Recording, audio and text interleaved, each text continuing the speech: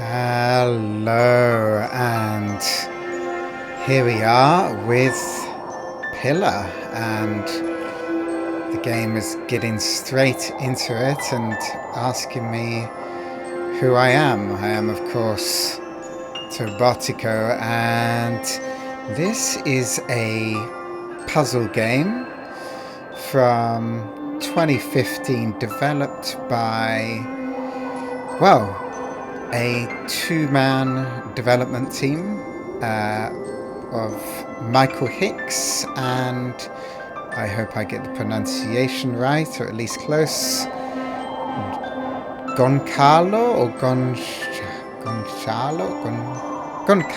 It's one of those C's with a little twirl underneath it. Gonçalo, would it be? I don't know. Gonçalo Antunes, or Antunes. Close enough, I hope. And yeah, so those two guys got together. Michael Hicks as the designer and composer of the game, and Gonçalo as the main artist. And I believe they didn't even meet up. They worked remotely to create the game. And Hicks said that his influence, I think he was the main creative force behind the story of the game, as well as the designer, said his influences were things like Braid, or the work of Jonathan Blow, is that his name? And in fact, the art style of this game does very much give me the vibes of Braid, which I think is what made me interested in it. So it's basically a puzzle game, but with I don't know, it looks kind of weird, to be honest, and I kind of like weird stuff, and I'm curious to see how much story there is, and indeed how much weirdness there is. It seems to be based around different mini games. I'm not sure how interconnected they are, how disparate they are, and potentially quite a short game. I'm really not sure. I actually got this game ages ago. I think I got it on the PS4, and then I bought it again on the Switch, and have never got around to actually playing it, but I've been curious to delve into it for quite a while now. So who am I? Tobotico, and then what are you? So here it has some objectives, and I think these represent the different stories, the different focuses, the different mini games, I guess. Describe it as mini games, and but only because I guess a weird thing is you can't get into the options, because I usually like to have a look at the options in my intros before actually starting the game. You can see notes. Okay, this kind of looks like puzzles. Oh, so for each of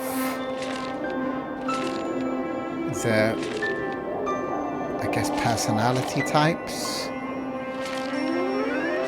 there are, I presume, yeah, different things you have to find. Yeah, definitely a little bit Braid-esque. So let me just click into Distant, the first on there. I don't think you need to play them in any particular order. And then I can see a little bit. There we go. There's a bit of a title screen for me to have a look at. So let's look at the options. Okay, pretty basic. Music, SFX, that is fine as is. And yeah, so the music does seem to be very nice so far. The music, I think, yeah, so for the game design, Michael Hicks cited Jonathan Blow, but for the game music, Brian Eno, and I definitely like a bit of Brian Eno, which is probably why I like this so far, what I've heard. Ah, yes, so this is just what I looked at before, and then we can just go back to the personalities. So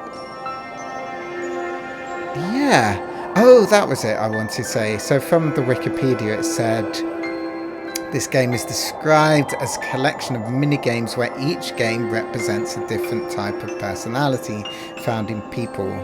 Each level in Pillar has different gameplay mechanics to examine various personality traits and themes. So there we go, there we have it. That's apparently what it's all about. So as it says mini-games, that kind of gives me the feeling that maybe maybe these will be kind of quite separate, each one of these personality types, and then the game just ends. I don't know if there's going to be any kind of overarching or overarching, never sure how to pronounce that, overarching. Yeah, that sounds better, because arch would just be for the physical thing, but I think overarching, yeah, makes sense to me. Overarching, I don't know if there's going to be any sort of overarching storyline with an actual conclusion once you finish, or I finish each of these parts, but I guess we'll find out. But I will be doing that in the next, indeed first part of Pillar. So I hope you'll come join me for that and see what we can find out about these different personalities and different characters. I do like the art in this game, though the Pillar, I don't know, it's kind of getting a bit lost there. It's too much quite the same colour as the background there, but never mind. Anyway, see you soon for part 1.